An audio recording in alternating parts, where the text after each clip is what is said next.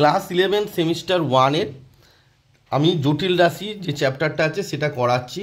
তো এর আগের যে ভিডিও ছিল সেই ভিডিওতে আমি জটিল রাশির যে বেসিক কনসেপ্ট আছে সেই বেসিক কনসেপ্ট এবং 344 নম্বর পেজ ছায়া প্রকাশনী এসএনদের যে বই আছে সেই বইয়ের 344 নম্বর পেজে যে প্রশ্নমালা আছে সেই প্রশ্নমালার 1 থেকে 16 পর্যন্ত অঙ্ক করিয়েছিলাম।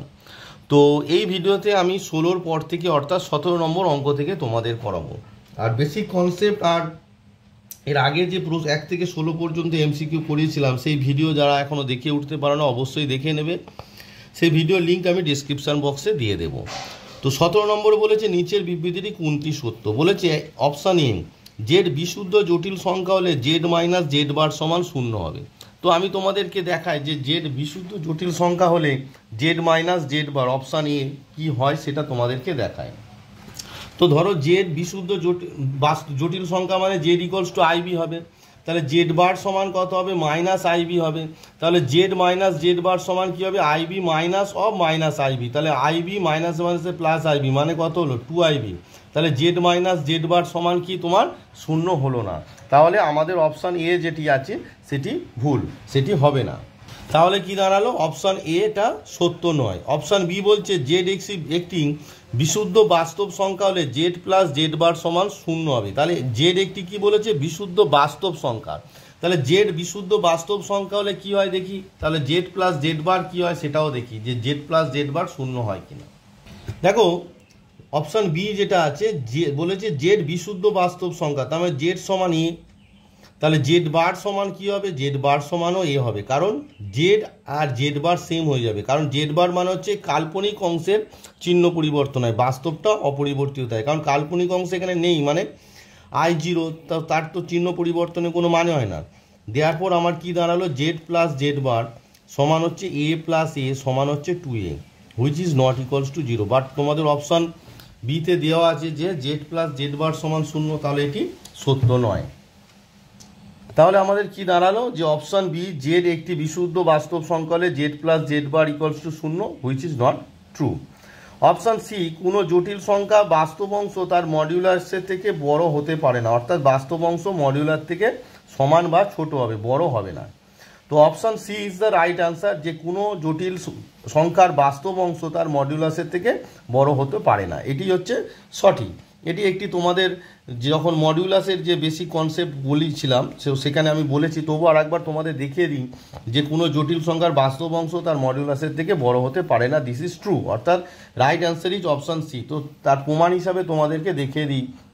দেখো তোমাদের যে মডিউলাস ছিল সেই মডিউলাস যে পেজে আছে সেটা হচ্ছে 328, 329 নম্বর পেজে 329, 329 নম্বর পেজে দ্রষ্টব্য বলে লেখা আছে। দেখো যে কোনো জটিল সংখ্যা জেডের ক্ষেত্রে minus of mod Z less than equals to real part of Z, R E Z মানে হচ্ছে রিয়েল পার্ট অফ জেড মানে বাস্তব অংশ less than equals to modulus of Z, এবং minus mod Z less than equals to imaginary part of Z অর্থাৎ কাল্পনিক অংশ less than equals to mod Z, অর্থাৎ বাস্তব অংশ মডিউলাসের থেকে মানে জটিল রাশির মডিউলাসের থেকে বড় হতে পারে না, কাল্পনিক অংশ বড় হতে পারে না। তাহলে আমি যে প্রশ্নটা তোমাদের ওখানে অপশান সিতে ছিল, তো অপশান সিতে তাহলে রাইট আনসার ইজ, কারণ হচ্ছে real part of Z is less than equals to modulus of Z. তাহলে আমাদের কি দাঁড়ালো 17 নম্বর অঙ্ক যেটা ছিল যে নিচের বিবৃতিটি কোনটি সত্য, তাহলে অপশান সি যে কোনো জটিল সংখ্যার বাস্তব অংশ তার মডিউলাসের থেকে বড় হতে পারে না, কারণ real part of Z always less than equals to modulus of Z. তো রাইট আনসার ইজ সি, কেন সেটা তোমাদের দেখিয়ে দিলাম। এবার আসি 18 নম্বর প্রশ্নে।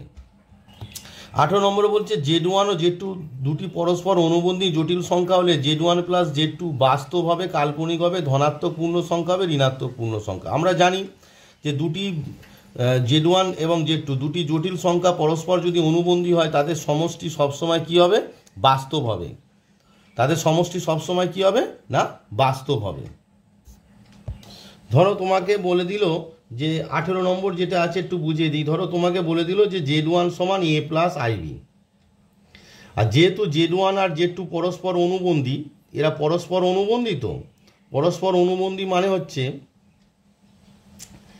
পরস্পর অনুবন্ধী, এটা শব্দের অর্থটা কি মানে হচ্ছে Z1 বার সমান কত হবে Z2 হবে, তাহলে Z2 সমান কত দাঁড়ালো Z2 সমান Z1 বার মানে হচ্ছে কত A মাইনাস IB দাঁড়ালো। পরস্পর অনুবন্ধী মানে হচ্ছে মানে Z1 বার সমান Z2, আবার Z2 বার সমান Z1, তার মানে Z2 সমান A মাইনাস আইবি। তোমাকে এবার বলেছে যে Z1 প্লাস Z2 কত, দেওয়ার পর দেখো Z1 প্লাস Z2, তা দুটোকে যদি যোগ করো A প্লাস আইবি আর A মাইনাস আইবি, যোগ করলে আইবি আইবি কেটে গেল, কত দাঁড়ালো 2A হলো। তা 2Aটা বাস্তব পার্ট। এবার আসি 19 নম্বরে। 19 নম্বরে বলছে মনে করো Z1 ও Z2 দুটি জটিল সংখ্যা যার জটিল তলে P1 ও P2 বিন্দু দ্বারা সূচিত হয়। মানে এই যে P1 P2 দ্বারা হচ্ছে Z1 Z2 সূচিত হয়, যেমনটা সামান্তরিক আকার চিত্রে দেখানো হয়েছে। তাহলে P3 দ্বারা যে বিন্দুটি সূচিত হয়, মানে P3টা কি বিন্দু সূচিত হয়? Option A Z1 plus Z2, option B Z1 minus Z2, option C Z1 dot Z2, option D Z1 by Z2। তো তোমাদের একটু ভালো করে চলো আমি জিনিসটা বুঝিয়ে দিই অ্যাকচুয়ালি কী ঘটবে। তো দেখো তোমাদের বইয়ে যে চিত্রটি ছিল সেটি আমি খাতায় এঁকে নিয়েছি। তো P1 হচ্ছে কি না Z1 দ্বারা, আর P2 হচ্ছে তোমার বলে দিয়েছে Z2 দ্বারা সূচিত হয়। অর্থাৎ P1 P2 Z1 Z2 দুটি জটিল রাশি দ্বারা সূচিত হয়। তোমাকে বলেছে যে এটি একটি ও P1 P3 P2 এটি একটি কি সামান্তরিক। তাহলে দেখো তোমাকে বলেছে P3 জটিল রাশিটি বের করতে হবে, মানে কোন জটিল রাশি, তাহলে P3 দ্বারা যে বিন্দু সূচিত হয়, তা ধরি P3 দ্বারা Z জটিল রাশি সূচিত হয়। তাহলে আমরা কি ধরে নিলাম যে P3 দ্বারা Z জটিল রাশি সূচিত হয়। এবার লক্ষ্য করে দেখো OP যদি আমরা যোগ করি আর P1 P2 যদি আমরা যোগ করি, তারা পরস্পর ধরো G বিন্দুতে ছেদ করে আমরা ধরে নিলাম। এবার আমরা কি জানি? আমরা জানি সামান্তরিকের কর্ণদ্বয় পরস্পরকে কি করে, সমদ্বিখণ্ডিত করে। আমরা জানি সামান্তরিকের কর্ণদ্বয় পরস্পরকে সমদ্বিখণ্ডিত করে,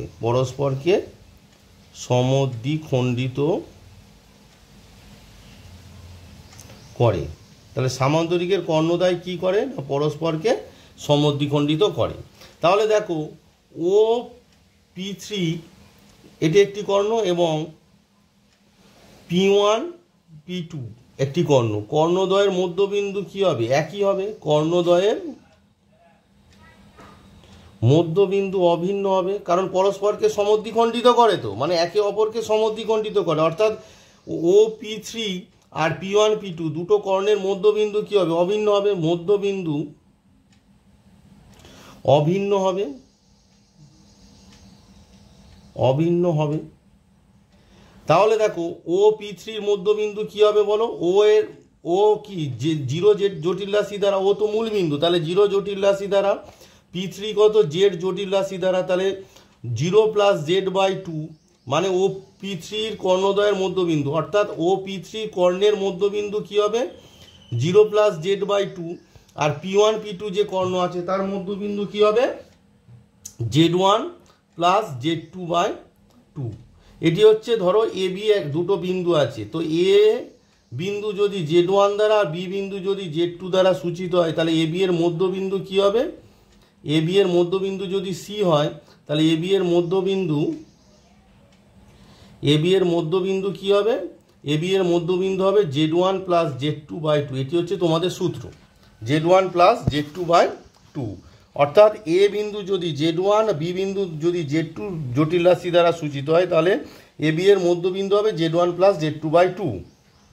তাহলে দেখো ও P3 এর মধ্যবিন্দু কত হলো 0 প্লাস Z/2, আর P1 P2 এর মধ্যবিন্দু কত হলো Z1 প্লাস Z2/2। যেহেতু কর্ণদ্বয় মধ্যবিন্দু অভিন্ন, তাহলে এরা দুজন সমান, তাহলে 2 2 কেটে গেল, আর 0 প্লাস Z মানে কত Z, তাহলে Z ইকুয়ালস টু আমরা কি পেলাম Z1 প্লাস Z2। অর্থাৎ জেডটা কি ধরেছিলাম, আমরা ধরেছিলাম P3 বিন্দুর, মানে P3 বিন্দু Z জটিল রাশি দ্বারা সূচিত হয়, তাহলে Z সমান কত হলো Z1 প্লাস Z2। তো right answer is Z1 plus Z2। অর্থাৎ P3 দ্বারা যে বিন্দু সূচিত হয়, তাহলে P3 দ্বারা কি বিন্দু সূচিত হয় Z1 প্লাস Z2। তাহলে আমাদের কি হলো, দেওয়ার পর কি পেলাম, P3 দ্বারা Z1 প্লাস Z2 বিন্দু সূচিত হয়, Z1 প্লাস Z2 বিন্দু সূচিত হয়, Z1 প্লাস Z বিন্দু সূচিত হয়। এটি আমরা পেয়ে গেলাম। তাহলে P3 বিন্দু দ্বারা কি হয়ে গেল, P3 দ্বারা Z1 প্লাস Z2 বিন্দু সূচিত হয়। তাহলে রাইট আনসার দেখা যাক যে Z1 প্লাস Z2 কোথায় আছে। তাহলে দেখো 19 নম্বর যে অঙ্কটি তোমাদের ছিল তার option A Z1 plus Z2 is the right answer. So 19 নম্বরের অঙ্কের right answer is option A Z1 plus Z2। কেন Z1 প্লাস Z2 আনসারটা হলো সেটি তোমাদেরকে বুঝিয়ে দিলাম। যদি বুঝতে অসুবিধা হয় অবশ্যই কমেন্ট বক্সে আমায় কমেন্ট করে জানাবে।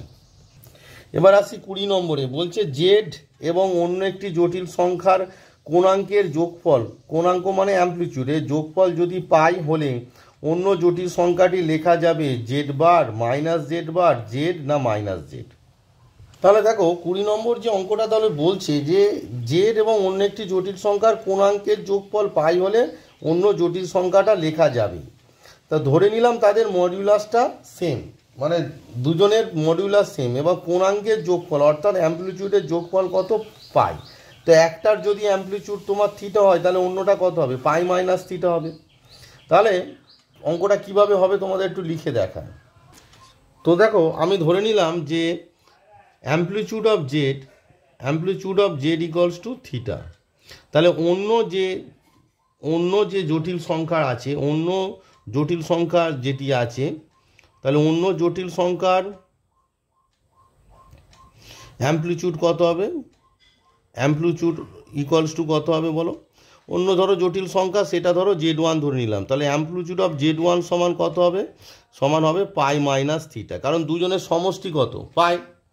তাহলে জেড ইকুয়ালস টু যদি তোমার হয় z equals to r cos theta plus I sine theta, তাহলে Z1 ইকুয়ালস টু কত হবে, আমি ধরে নিয়েছি যে মড অফ জেড সমান মড অফ Z1, কারণ এখানে বলে দেওয়াই নেই, সেটা হচ্ছে আর ধরে নিলাম।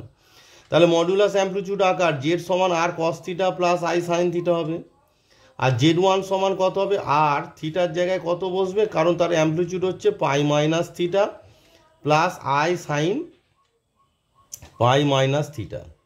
বোঝা গেল ব্যাপারটা। ধরে নিলাম যে দুজনের, তোমার এখানে বলা নেই তো আমি ধরে নিলাম যে দুটো জটিল সংখ্যা আছে যাদের তোমার মডিউলাসের মান সেম, মানে মড অফ Z1 সমান আর। এবার দেখো একজনের যদি অ্যামপ্লিটিউড জেডের অ্যামপ্লিটিউড থিটা হয়, অন্য জটিল সংখ্যা সেটাকে আমরা ধরে নিলাম Z1, তাহলে অ্যামপ্লিটিউড অফ Z1 কত হবে, পাই মাইনাস 3। তাহলে জেড ইকুয়ালস টু কি, R cos theta plus I sine theta, Z1 সমান কত হবে, আর কস থিটার জায়গায় হবে পাই মাইনাস থিটা, কারণ Z1 এর অ্যামপ্লিটিউড হচ্ছে পাই মাইনাস থিটা।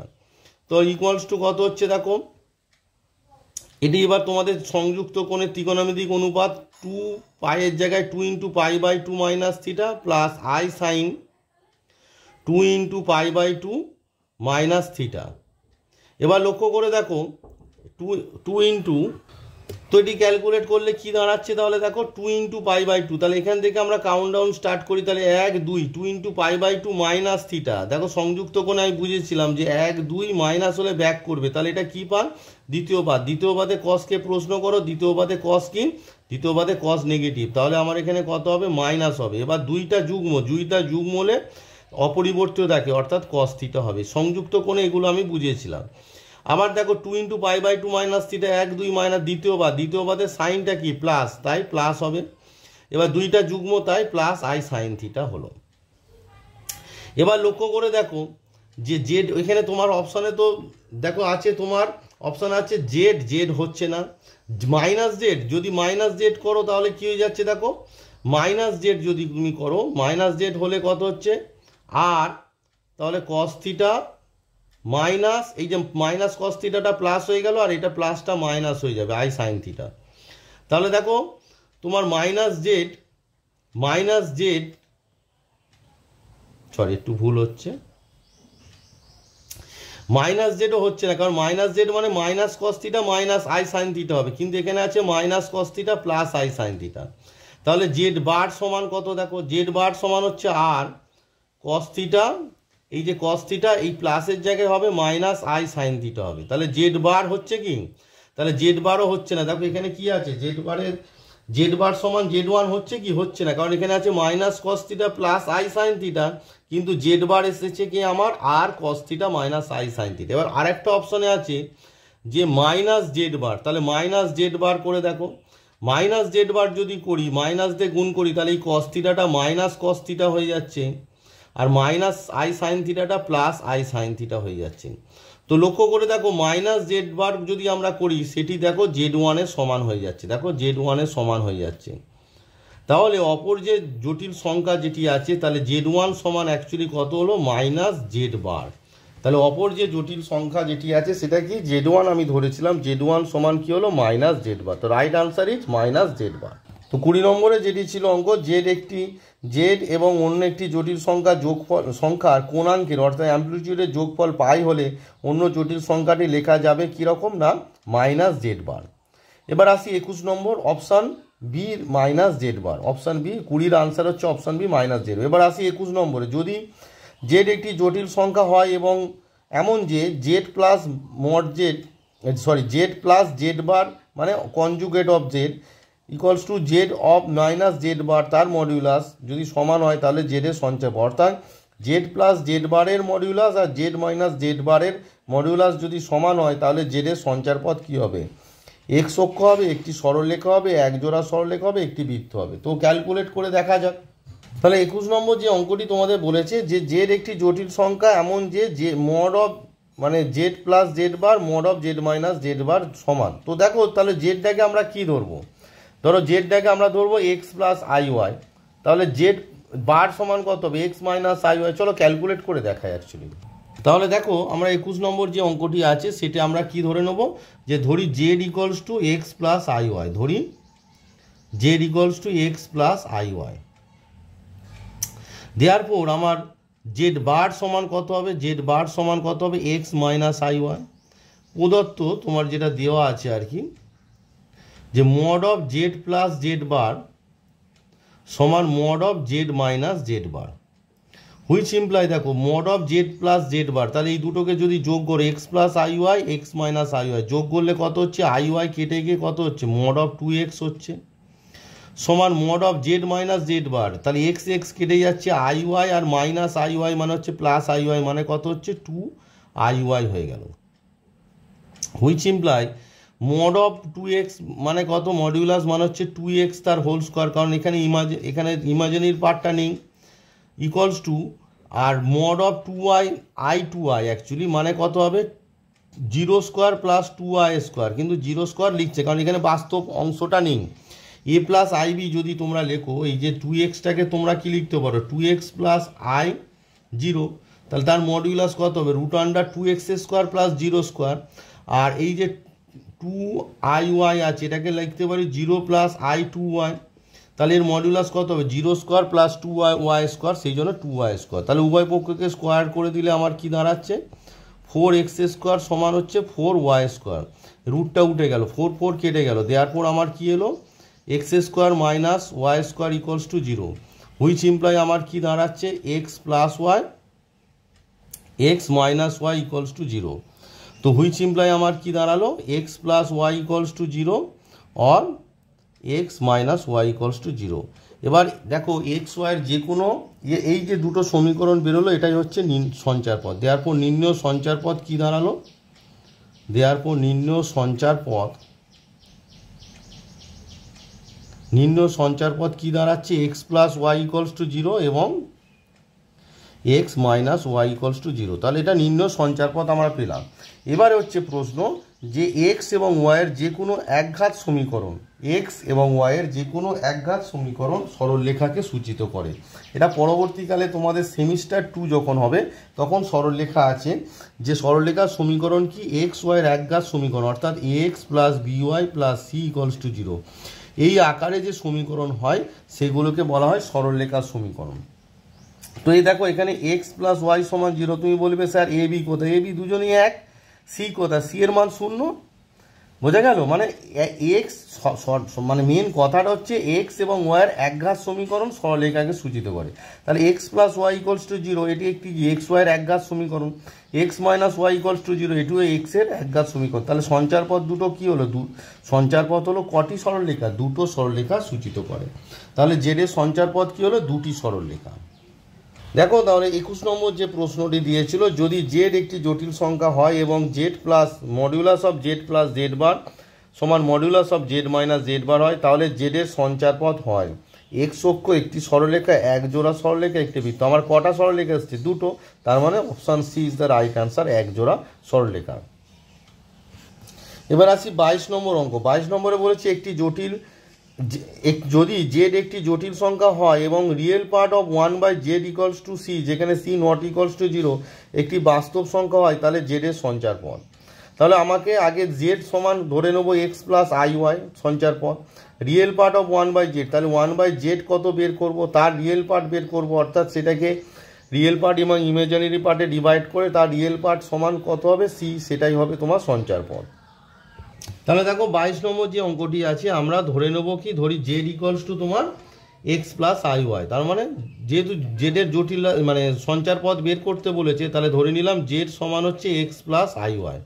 অ্যাকচুয়ালি সঞ্চার পথের কনসেপ্টটা তোমাদের সেমিস্টার 2-এ আছে, মানে একটা যার সঞ্চার পথ বের করতে দেবে তাকে ধরে নিলাম, ধরে যে রিলেশান দেওয়া আছে সেখান থেকে মানে এক্স ওয়াইয়ের যে রিলেশান বেরোবে সেটাই হচ্ছে সঞ্চার পথ। অ্যাকচুয়ালি সেটা বোঝানোর জন্য তোমার ক্লাস 11 তোমাদের যে সেমিস্টার 2 আছে সেখানে সিলেবাসে আছে যে একটা বিন্দু যদি নির্দিষ্ট নিয়মে চলতে থাকে, তা সে যে পথ মানে অতিক্রম করে তার যে পথটা হয় সেই পথটাকে বলা হয় সঞ্চার পথ।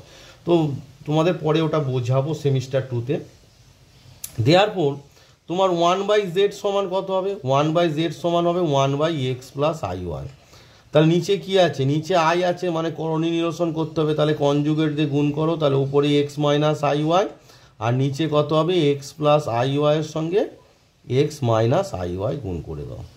তাহলে কি হলো, দেওয়ার পর আমার 1/z সমান কত হচ্ছে, x minus I y by a plus b, a minus b কী হবে, a square minus b square, মানে আই ওয়াই তার হোল স্কোয়ার, সমান x minus I y by তোমার কত হচ্ছে এক্স স্কোয়ার, আই স্কোয়ার মানে -1, তাহলে মাইনাসে মাইনাসে প্লাস ওয়াই স্কোয়ার। দেওয়ার পর তোমার 1/z সমান কত দাঁড়াচ্ছে, যেটাকে যদি ভাঙো তাহলে x by x square, x by sorry extremely sorry, এটা এক্স স্কোয়ার নয়, এটা x by x square plus y square plus i minus y by x square plus y square. এবার দেখো এইটা হচ্ছে রিয়েল পার্ট আর এটা হচ্ছে তোমার ইমাজিনারি পার্ট, কারণ আমরা বলেছি বারবার যে কমপ্লেক্স নাম্বারের যে কোনো অপারেশন করতে গেলে সেটাকে এ প্লাস আইবি আকারে লিখতে হবে। এবার গিভেন মানে তোমাদের দেওয়া আছে, কি দেওয়া আছে না, গিভেন তোমার দেওয়া আছে real part R e of 1/z, মানে real part of z equals to c, which imply real part of 1/z কত, x by x square plus y square সমান কত হলো সি, হুইচ ইমপ্লাই আমার কি দাঁড়ালো x square plus y square সমান সিটা এইবারে আনলে 1/cx, হুইচ ইমপ্লাই আমার কি দাঁড়াচ্ছে x square plus y square minus 1/cx equals to 0। এবার হচ্ছে এই সমীকরণটা কি, এই সমীকরণ 22 নম্বর যে রিলেশান এলো, ইহাই হচ্ছে নিম্ন সঞ্চার পদ, ইহাই নিম্ন সঞ্চার পদ। এবার এই যে সঞ্চার পদটা আমরা পেলাম, এই যে সঞ্চার পদ পেলাম, এটি এবারে তোমাকে জানতে হবে যে 22 নম্বর অপশানে আছে একটি উপবৃত্ত, একটি সরলরেখা, একটি বৃত্ত না একটি অধিবৃত্ত। তো দেখো এটি একটি বৃত্তের সমীকরণ। বৃত্তের সমীকরণ কি, বৃত্তের সাধারণ সমীকরণ,